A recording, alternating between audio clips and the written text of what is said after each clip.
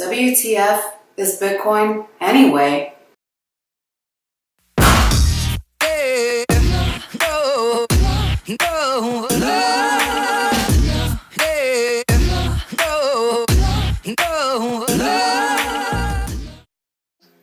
Alright, so is Bitcoin money? Is it a Ponzi scheme? Is it gambling? Is it monopoly money? Ooh, don't use the word monopoly. Bitcoin is what people call a cryptocurrency. Whether or not it's actually a real currency is up for debate, which always happens whenever an industry is disrupted, shaking things up. Anyways, people call it a cryptocurrency, and it basically functions like money if it's not money. So let's just take the functional definition of what Bitcoin is, and we can decide on the metaphysics of Bitcoin at a later date. Metaphysics of Bitcoin 101. Bitcoin is a means of exchange, and it functions like currency insofar as you can take a Bitcoin or a sliver of Bitcoin, a piece of Bitcoin, a unit of Bitcoin, and exchange it for a good or a service, provided that the person rendering the good or service accepts Bitcoin.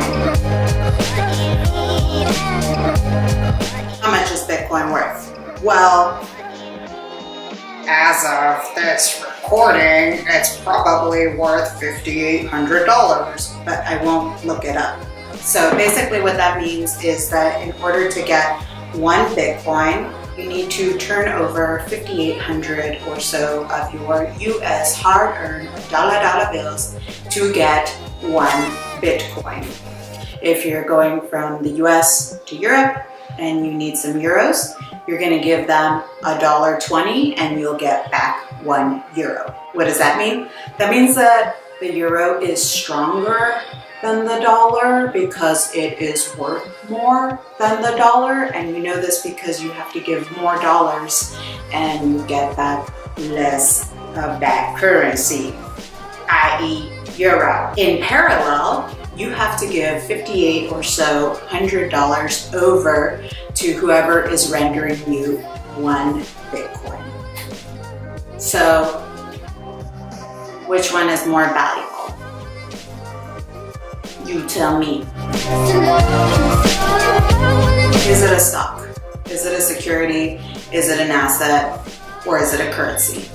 We're going to leave that for a later date because this is just an introductory crash course. Like, can I take my Bitcoin into Sephora and get some lipstick? Because I need that lipstick. I'm really into milk products right now, and so like this is actually a burning question for me. How do you get Bitcoin in the first place? If your boss or your company is totally forward thinking, then they will be offering to pay you your salary in Bitcoin.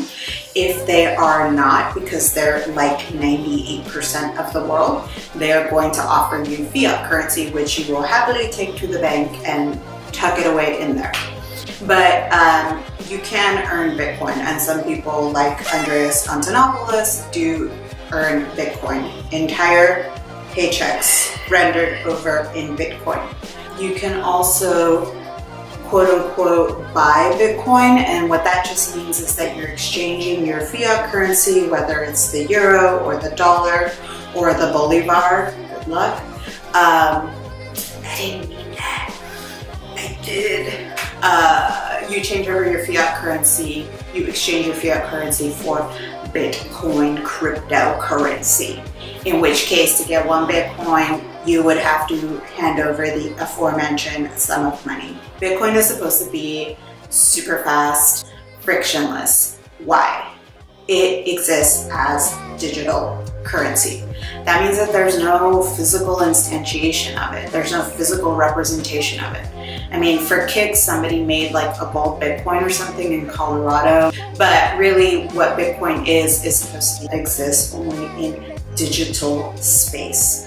And what that means is that you can have your Bitcoin, and if you are in Los Angeles, like I am, you can send it clear across the world in a matter of 10 minutes, 15 minutes to your friend on the other side of the world who also has a Bitcoin wallet without the need of any sort of intermediary like a bank or any of the sort of other mechanisms that we use usually to exchange value between one person and another.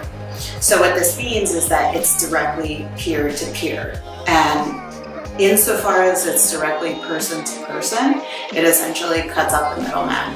So imagine never having to pay any of your bank fees or wire transfer fees for simply sending the money that is already yours. I mean, you already earned it, right? Something's stuck in my foot. Oh, it's the paper. It's my placeholder paper. It's like if I had lipstick and I'm out with my girlfriends at the club and one of them wants to use it, and every time I pull it out and want to give it to her, I always have to check with the doorman. Like, what does the doorman have to do with my lipstick? Oh, well, an argument could be made. You're in the building that the doorman is securing, and so he needs to make sure that it's not laced with whatever illicit substance or something like that. Well, yeah, that might be the case, but also it just seems incredibly inefficient that I would have to ask the doorman whether or not I can give my lipstick to someone else. It's already my lipstick. The ownership is mine.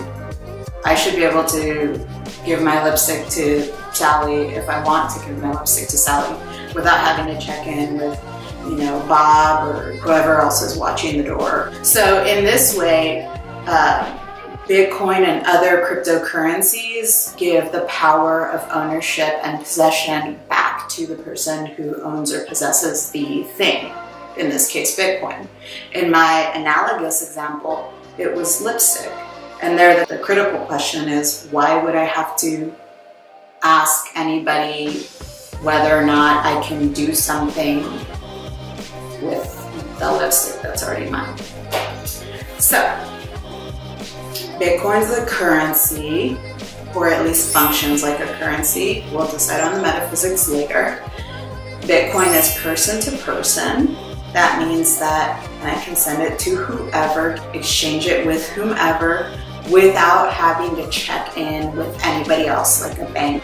It is digital in representation, which means that it's frictionless, so it moves as fast as the speed of information moves at this point, and as fast as people can process these transactions. And we've talked about the value with respect to the dollar, so it has higher value than the dollar.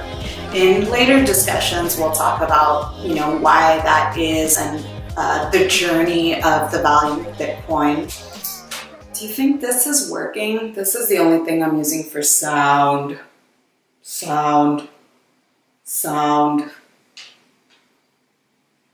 Cool, so that's what Bitcoin is. I hope you enjoyed this. It's not meant to be a thorough deep dive for you academic people out there. This is meant to simply be an introduction into what Bitcoin is, provide an analogous case, make it understandable, and just cover the super pedestrian basics. Look for the next video where we cover more topics like this.